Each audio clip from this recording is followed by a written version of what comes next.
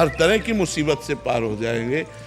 तो अगर हम भगवान का भरोसा करते हैं तो हमारी आर्थिक, हमारी स्वास्थ्य, हमारी सामाजिक, हमारी बौद्धिक हर समस्या का समाधान हो जाएगा, क्योंकि भगवान सर्व सामर्थ्यशाली है। संसार में कोई अगर अपनी कमी बताए भी, अपनी समस्या बताए भी, तो दूसरा शोषण कर सकता है, पोषण नहीं कर सकता। अच्छा, जैसे हम ये बात कह रहे हैं ना, हो सकता है इनको विश्वास लाओ, क्योंकि इसमें पैसा नहीं लगा। आज का कलयुगी प्राणी ऐसा है कि एक कलावा, थोड़ी सी राख, थोड़ा सा जंतुर मंतुर, उस पर विश्वास हो जाएगा, लेकिन राधा लाभ पर विश्वास नहीं होगा।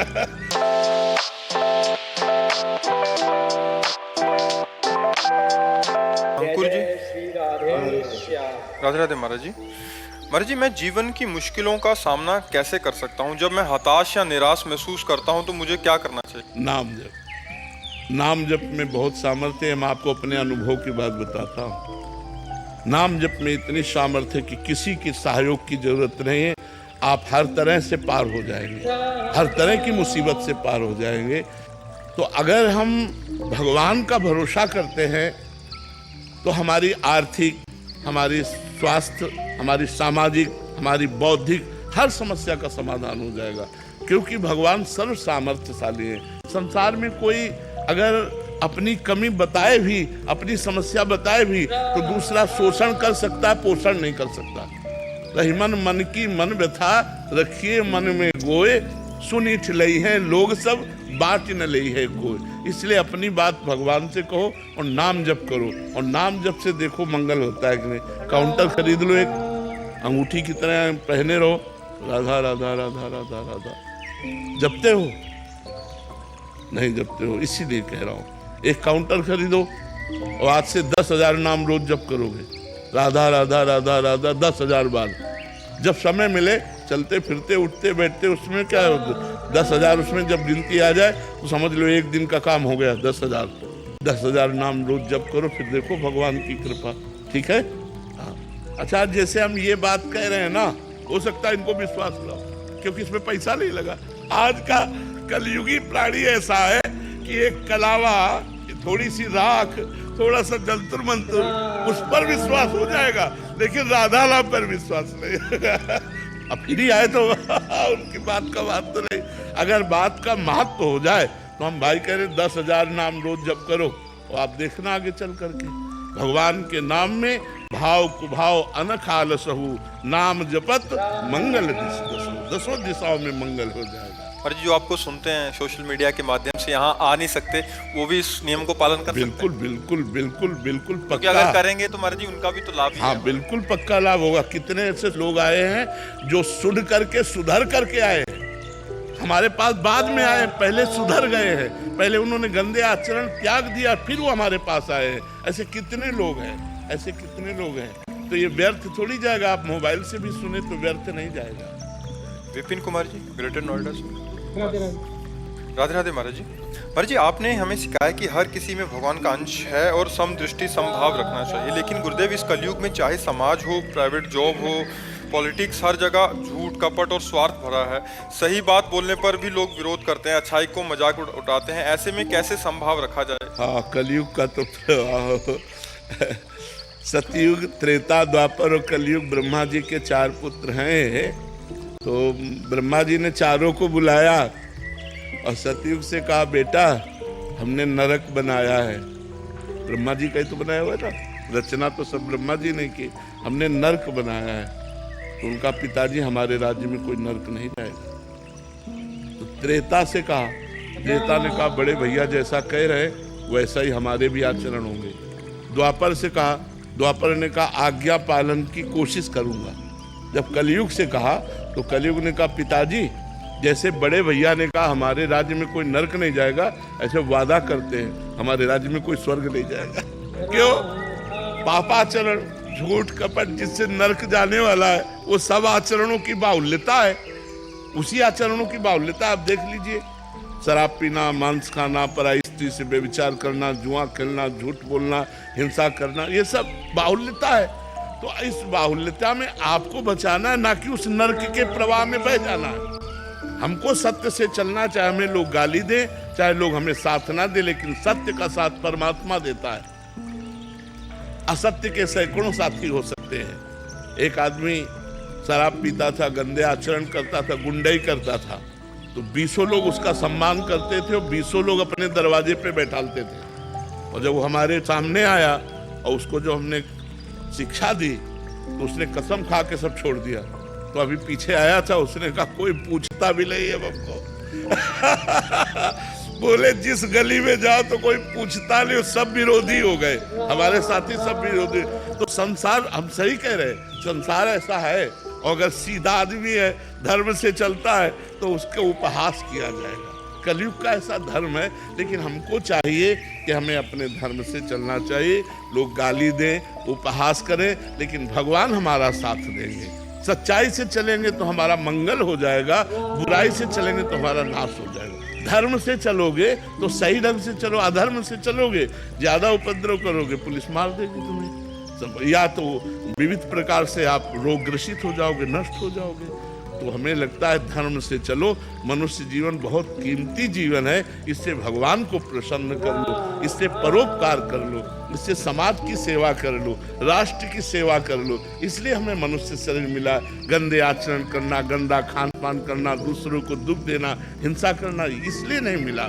हम मनुष्य हैं। मनुष्य वही जो परोपकार परायण हो, जो दूसरों को सुख दे सके। एकम जी, न्यू दिल्ली से।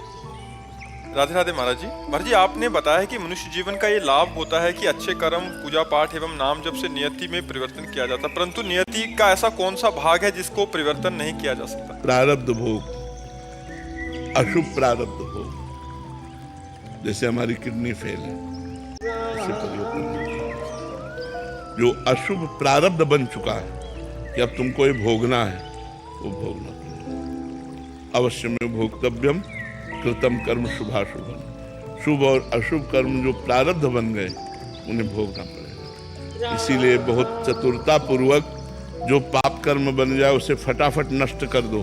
पाठ के द्वारा, अनुष्ठान के द्वारा, किसी भी प्रयास से, विद्वानों से सलाह लेकर के हमसे पाप बन गया, उसको नष्ट कर दो, प्रारब्ध न बनने पावे। अगर प्रारब्ध बन गया तो फिर भोगना पड़ेगा। कैंसर है, किडनी फेल है, हार्ट फेल है, ये नाना प्रकार के दुख, बड़े बड़े दुख आ जाते हैं और उनको बड़े बड़े संतों को भोगना पड़ता है। जो खूब भजन करते हैं उनको भी भोगना पड़ता है। इसलिए प्रारब्ध जब तक नहीं बनता तब तक तो नष्ट हो सकता है, और जहाँ वो प्रारब्ध बन गया फिर उसे भोगना पड़ता है। इसलिए ये प्रारब्ध नहीं मिटाया जा सकता। अति प्रताप सिंह जी। महाराज जी, यदि कोई व्यक्ति बार बार हमें दुख देता हो और तो क्षमा और दृढ़ता में संतुलन कैसे रखें? क्योंकि हमें कोई ऐसा अपराध बना है जो बार बार हमको दुख भोगना है। वो व्यक्ति वचन के द्वारा, चेष्टा के द्वारा उपहास करेगा, गाली देगा, वो हमारी संपत्ति को छेड़ेगा, बार बार हमको दुख देगा, क्योंकि हमारा प्रारब्ध भोग है। इसलिए चुप होकर के सह जाना चाहिए। और जिस दिन प्रारब्ध संपन्न हो गया उसको दंड मिल जाएगा अपने आप, क्योंकि उसका तो कर्म बन रहा है और आपका प्रारब्ध मिट रहा है। यदि आप चुपचाप सहन करते गए तो दूसरी जगह ऐसा फंस जाएगा कि उसको दंड मिल जाएगा, आपको सताने का उसको दंड मिल जाएगा। विश्वास कीजिए, धर्म बिल्कुल चौकन्ना होकर चारों दिशाओं में व्याप्त है। धर्म की गवाही कौन है? दिन, रात, आकाश, पृथ्वी, वायु, जीवात्मा, सब इंद्रियां, मन, यही गवाही है। जिनके द्वारा तुम कर रहे हो ना, यही गवाही है। ये साक्षी बन जाते हैं। हाँ, ऐसा हुआ, एक सेकंड में ऐसा हो जाता है। वहाँ किसी और की गवाही की थोड़ी जरूरत होती। या तो दिन में पाप करोगे या रात्रि में पाप करोगे। जो पाप करोगे मन और इंद्रियों से करोगे, और जीवात्मा तो है ही है, मन है, इंद्रियां, ये सब गवाही है। सत्य साक्षी के लिए किसी और की गवाही की जरूरत नहीं पड़ती है। तो इसलिए आपका प्रारब्ध है, आप उसे भोग लीजिए। और जो सामने आपको दुख दे रहा है उसका नवीन कर्म बन रहा है। जब आपका भोग समाप्त हो जाएगा, उसका भोग शुरू होगा, दूसरी जगह वो फंस जाएगा और दंड विधान में वो अपने जो किए हुए कर्म का फल है वो प्राप्त कर लेगा। इसलिए आप शांत रहिए, गंभीर रहिए। जैसा भी हो, जब आपको सहा न जाए तो भगवान के सामने बैठ करके प्रार्थना कीजिए, प्रभु मुझसे अब सहा नहीं जा रहा। आप देख लीजिए, वो विधान बना देंगे, वो विधान बना देंगे, हमने देखा है।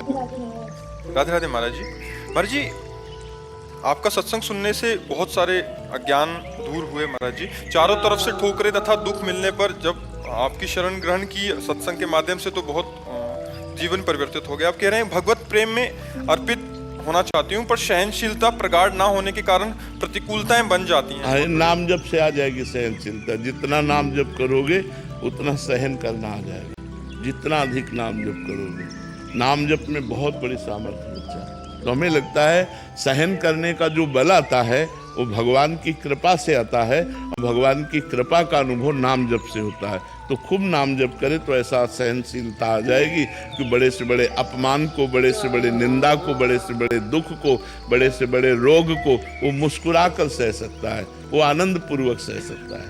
महाराज जी, आपने जैसे कहा कि एक पंछी भी आपसे कभी आहत नहीं हुआ और ऐसे कर्म बन गया, आपकी तबीयत खराब हो गई। महाराज जी, एक छोटा सा कर्म मेरे से बन गया कि एक बाइक से मेरी गौरैया चिड़िया का बच्चा खत्म हो गया। बात, अगर उसको आप जान करके चढ़ा रहे हैं तो वो हत्या हो गई, अचानक वो आकर के मर जाती है तो एक एक्सीडेंट है जिसमें आपका कोई अपराध नहीं।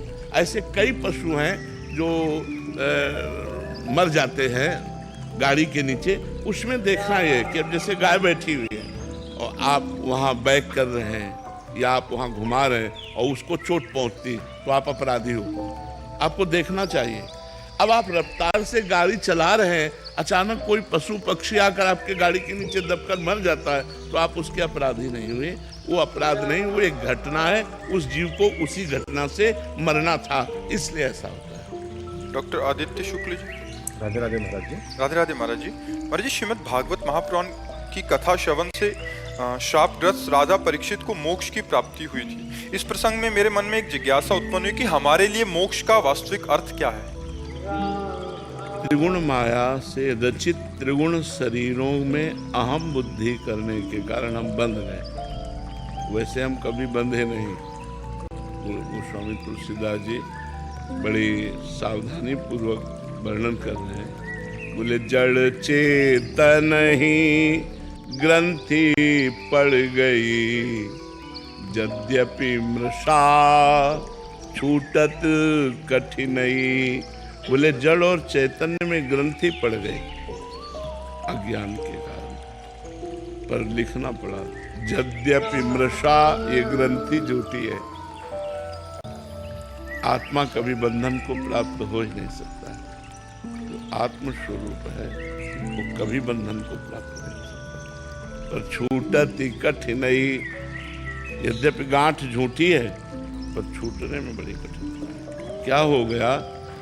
मैं जो है शुद्ध मैं, वो ब्रह्म स्वरूप है। वो अपने स्वरूप को भूलकर इन शरीरों में राख कर दिया। 3 शरीर है, स्थूल शरीर, सूक्ष्म शरीर और कारण शरीर। अब देखो, आपसे जैसे पूछा जाए आप कौन हैं, तो आपका विचार इसी शरीर पर आएगा। नहीं, मैं अमुक हूँ, अमुक गांव में पैदा हुआ हूँ, अमुक जाति में पैदा हुआ हूँ। लेकिन ये स्थूल शरीर हमारा ढांचा है, मैं तो नहीं हूं ना। बस इसी भ्रम का नाश हो जाना मोक्ष कहते हैं। जो शरीर धर्म से हम युक्त हो गए हैं, इंद्रियों के विलास को हम अपना मानते हैं। जैसे मैंने इनको देखा, लेकिन जब ज्ञान पूर्वक इसका अनुभव करो तो नेत्रेंद्रिय ने देखा, मन ने प्रेरणा की, और मैं मन और नेत्रेंद्रिय दोनों का साक्षी हूं। मैंने नहीं देखा, मैं जो है उसने नहीं देखा, नेत्रेंद्रिय ने देखा और मन ने उसको संकल्प किया कि देखो ये कौन है। और हम जो मैं तत्व है वो साक्षी है इनका, इनको पावर देता है और इनका साक्षी है। इसी से पावरवान है सबकर परम प्रकाशक जो ही परम प्रकाश इन इंद्रियों मन बुद्धि को सबको जहाँ से मिल रहा है वो आत्मा है और वो निरपेक्ष है। जब ये अंदर ज्ञान हो जाता है कि ना मैं खाता हूँ, जिसे 5वें अध्याय में गीता में लिखा है, जो स्थित प्रज्ञ पुरुष है वो खाता हुआ भी खाता नहीं है, पीता हुआ भी पीता नहीं है, देखता हुआ भी देखता नहीं है, चलता हुआ भी चलता नहीं, वो सूंघता हुआ भी सूंघता नहीं। मतलब कैसे सूंघ रहा है, लेकिन कौन? घ्राणेन्द्रिय। इसका अनुभव कौन करा रहा है? मन। मैं तो हूं नहीं, इसमें मैं नहीं है। तो जहां वो अहंकार रहित, देहाभिमान रहित हुआ, अपने स्वरूप में स्थित हुआ, मुक्त पुरुष था, मुक्त पुरुष है और मुक्त रहेगा। और बंध गया इसमें, मैंने देखा, मैंने किया, मैंने भोगा, मैंने अहंकार विमूढ़ात्मा करता हमिति मन्यते, और वही अहंकार का बंधन है। साधना के द्वारा इसी भ्रम को मिटा दिया जाता है, वो जीवन मुक्त पुरुष होकर अखंडानंद का, परमानंद का अनुभव करता है अपने स्वरूप में। पर छूटती कठिनाई, बिना गुरु कृपा के, बिना साधना के ये बात नहीं है। गुरु कृपा से साधना मिले और धीरे धीरे खुद अनुभव होने लगता है, मैं देह नहीं हूँ। ये देह हमारी पोशाक है। जैसे आप कुर्ता पहने तो आप कुर्ता तो नहीं हो, कुर्ता पहनने वाले हो। ऐसे मैं शरीर नहीं हूँ, शरीर को स्वीकार करने वाला हूँ। अस्वीकृति कर दो, खत्म हो जाएगा। अब मैं शरीर नहीं हूँ, एक चाटा लगा मानो तो दुख तो होगा ना, पर ज्ञानी को चाटा का दुख नहीं होगा, दर्द होगा, पीड़ा होगी, दुख नहीं होगा। क्योंकि पता है ये शरीर है, इसका प्रारब्ध हो गए तो इसको थप्पड़ पाला तो थप्पड़ पा लिया, और पूजा पाली तो पूजा पा लिया। न उसको दुख है न सुख है, वही जीवन मुक्त महापुरुष है। एक चंदन लगा रहा है और एक अपमान कर रहा है, दोनों के प्रति सम बुद्धि है, वही महात्मा है, वही जीवन मुक्त पुरुष है। तो मोक्ष का तात्पर्य है, जैसे काम वेदना आई तो किस पर आई? आप पर कभी नहीं आ सकती। काम, क्रोध, लोभ, मोह, मद, मत्सर, इनका प्रभाव आत्मा पर नहीं है। इनका प्रभाव अंतःकरण पर, सूक्ष्म शरीर। जो सूक्ष्म शरीर है उसमें जो अहम है, सूक्ष्म शरीर में 4 अंतःकरण के मन, बुद्धि, चित्त, अहंकार, उस अहंकार में बैठे होते हैं। मैं भोगूं, मैं देखूं, मैं चखूं, ये जो इच्छा प्रकट होती है उसमें होती है। जो ज्ञान का साधक होता है वो देखता है कि अंतःकरण में स्फुरणा हो रही विषय की, वो उसे देखने वाला बनता है, तो उस पर वो ना सह गया। अगर जो जलन हुई वो भी अंतःकरण में हुई, अपने में नहीं हुई। यहाँ हम सब अपने में मानते हैं। जैसे मेरा मन कहता है ये चीज खाऊं और वो ना दूं तो जलन पैदा करेगा, अशांति पैदा करेगा। तो हमें लगता है यार खा लेते हैं तो शांति हो जाएगी। बस यही बंधन है, यही बंधन। अब वो मन बलवान हो गया, अब दूसरी बार दूसरी चीज कहेगा, तीसरी बार तीसरी, ऐसे जन्म के जन्म होते चले जा रहे हैं हमारे। और हम न मन को शांत कर पा रहे हैं, न इच्छाओं को मिटा पा रहे हैं, न शरीर राग मिटा पा रहे हैं। यही बंधन हमें पुनरपि जन्मम पुनरपि मरणम में डाले हुए है। अब गुरु की शरण लेकर जब हम भजन करते हैं और अंदर ज्ञान विज्ञान उत्पन्न होता है, विवेक, और हो विवेक मोह ब्रह्मभागा, तब रघुवीर चरण अनुरागा, तो फिर सब बात बन जाए। तो भजन करो, भजन करो और संतों का संग करो, शास्त्रों का स्वाध्याय करो और सहना सीखो। गर्मी, सर्दी, बरसात, भूख, प्यास, काम, क्रोध, लोभ, मोह, मद, मत्सर, जो सहन कर गया वो महात्मा हो गया, जो टूट गया वो विषयी हो गया। यही खेल चल रहा है। सहन कर लो, मन की पीड़ा को सहन कर जाओ। यमहीन व्यथ्यन्ते ते पुरुषम पुरुषर्षभ सम दुखा सुखाधीरम स्वमृतत्वाय कल्पते। जो सह गया, व्यथित नहीं हुआ, मन की पीड़ा से हारा नहीं, सुख दुख में समान भाव रखा, वो अव्यय पद का अधिकारी, परम पद का अधिकारी हो जाता है। वो अमृत पद में स्थित हो जाता है। और सही पूछो तो स्थित नहीं हो जाता, वो स्थित था। हाँ, अनुभव केवल होता है, भ्रम हट गया, अनुभव हो गया, वो तो मुक्त था ही। उसे कभी कोई नहीं बांध सकता। जय जय श्री रविंद्र साहब सबका धन्यवाद। बोलो राधे श्याम। जय जय श्री राधे।